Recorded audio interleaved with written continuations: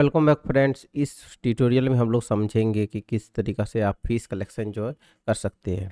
तो यहाँ पर फ़ीस कलेक्शन के लिए सिंपली जाना है आपको फ़ीस कलेक्शन के ऑप्शन में, और यहाँ पर आप क्लिक करेंगे तो आप इस यहाँ पर 2 तरीक़ा से कर सकते हैं। क्लास सेक्शन के अकॉर्डिंग यहाँ पर फ़िल्टर कर सकते हैं, ठीक है। मंथ के अकॉर्डिंग आप फ़िल्टर करेंगे तो जो भी ड्यू है आप स्टेटस यहाँ पर देख पा रहे हैं कि ड्यू है, ठीक है।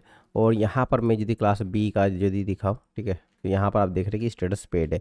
मतलब सिंपल है कि ये सब स्टूडेंट का जो है फीस जो है ड्यू है इस मंथ के तक, मतलब नवंबर तक कुछ ना कुछ फ़ी जो है वो ड्यू है, फीस जो है वो ड्यू है। इस रीज़न से इसका लिस्ट जो है यहाँ पर शो कर रहा है। सेकंड जो मेथड है, आप यहाँ पर डायरेक्टली उसका गार्जियन का मोबाइल नंबर देके सर्च कर सकते हैं, या तो उसका जो एडमिशन का नंबर है या इसी नंबर है उसको देके आप सर्च कर सकते हैं, ठीक है। तो मैं जैसे कि यहाँ पर आप देखिए 161, मैं यहाँ पर यदि 161 करके सर्च कर रहा हूँ, तो डायरेक्ट यदि मैं फ़िल्टर कर रहा हूँ तो आप देखेंगे कि इसी को जो है फोकस कर दिया। मैं यहाँ पर सर्च करूँगा तो इसका पूरा डिटेल्स जो है यहाँ पर शो कर रहा है। सेकंड जो ऑप्शन है, आप यहाँ पर डायरेक्ट गार्जियन का जो फ़ोन नंबर है उससे आप सर्च कर सकते हैं। तो मैंने एक रैंडम नंबर दिया हुआ है 810 और सर्च करता हूँ तो आप देखेंगे कि पर्टिकुलर वन स्टूडेंट जो है इसको हाईलाइट कर रहा है। फिर सिमिलरली यहाँ पर आप इस तरीक़ा से कलेक्शन जो है वो कर सकते हैं। तो इसको जैसे कलेक्शन करने के लिए आप इस पेज में आएँगे तो आपको यहाँ पर जो है लिस्ट जो है आपको दिखेगा, ठीक है। एडमिशन के टाइम में जो भी फीस वगैरह कलेक्ट हुआ है उसका रिसिप्ट वगैरह आपको यदि डाउनलोड करना है तो यहाँ से आप कर पाएँगे।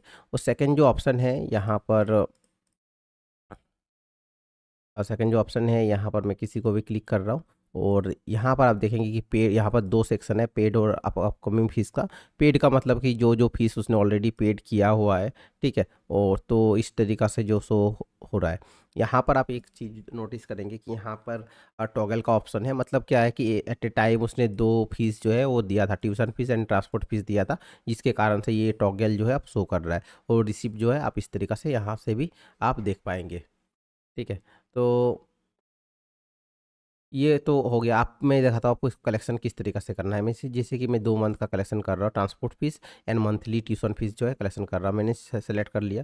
कलेक्ट करने के बाद मैं पे नाउ में क्लिक करूँगा। पे नाउ में क्लिक करने से यहाँ पर पेमेंट मेथड जो है वो किस मेथड से पेमेंट कर रहा है वो आप यहाँ पर जो है सेलेक्ट कर सकते हैं ट्रैकिंग के लिए, ओके। और यहाँ पर नोट्स का ऑप्शन है, इसमें नोट्स में आप कुछ भी लिख सकते हो सकता है कि यूपीआई दिया तो यूपीआई का ट्रांजेक्शन आईडी, यूपीआई आईडी, या आप जो भी आपको कंफर्टेबल होगा एज़ फॉर योर इन्फॉर्मेशन, आप कुछ भी रखना चाहते हैं तो उसको लिख सकते हैं। डीडी दिया तो डीडी का नंबर, बैंक अकाउंट किया तो उसका, चेक दिया तो चेक का इन्फॉर्मेशन वगैरह आप यहाँ पर चेक का फ़ोटो वगैरह भी अपलोड कर सकते हैं, ओके। इसके बाद और एक यहाँ पर ऑप्शन मिल जाता है पार्शियली पेड का। यदि रिसिप्ट अमाउंट, इसका टोटल अमाउंट है 3539 रुपीज़, तो इसमें आप यदि कलेक्ट कर रहे हैं, मान के चलता हूँ कि मैं 2000 रुपये कलेक्ट कर रहा हूँ, ठीक है। तो यहाँ पर 2000, और नेक्स्ट जो है ड्यू, नेक्स्ट जो पेमेंट ड्यू डेट है वो कब के लिए प्रॉमिस कर रहा है डेट पेमेंट के लिए, तो वो बोल रहा है कि मैं 1 मंथ के बाद करूँगा। तो यहाँ पर आप डेट जो है वो सेट कर पाएंगे, ठीक है। इसको यहाँ पर करने के बाद आप कलेक्ट कर लेंगे सिंपली 2000, ठीक है। जिसे आप कलेक्ट करेंगे तो आप देखेंगे कि यहाँ पर से ऑप्शन जो है हट चुका है।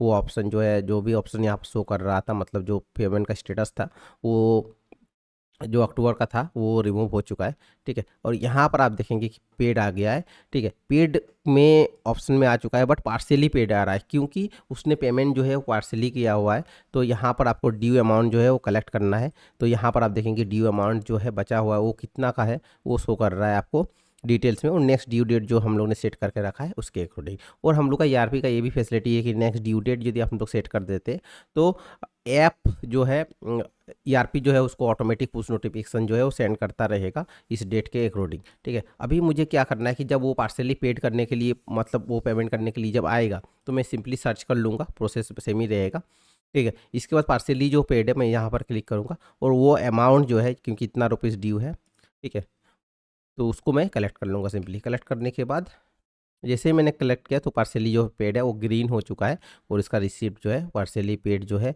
अमाउंट जो है वो आ चुका है, ठीक है। इस तरीक़ा से आप फ्रेंड्स का फीस कलेक्शन जो आप कर सकते हैं। और इसका इस ईआरपी का सबसे एडवांस जो चीज़ है आप देख पा रहे होंगे कि यहाँ पर आपको मंथ टू मंथ जो है किस तरीक़ा से कितना कलेक्शन हो रहा है ये आपको यहाँ पर शो करेगा, ठीक है। वीकली कलेक्शन जो है या ये भी आपको यहाँ पर, जैसे कि आज फ्राइडे है जिस टाइम मैं वीडियो को रिकॉर्डिंग कर रहा हूँ, तो यहाँ पर आप देखिए कि जो कलेक्शन हुआ है वो उसको स्टेटस जो है दिखा रहा है।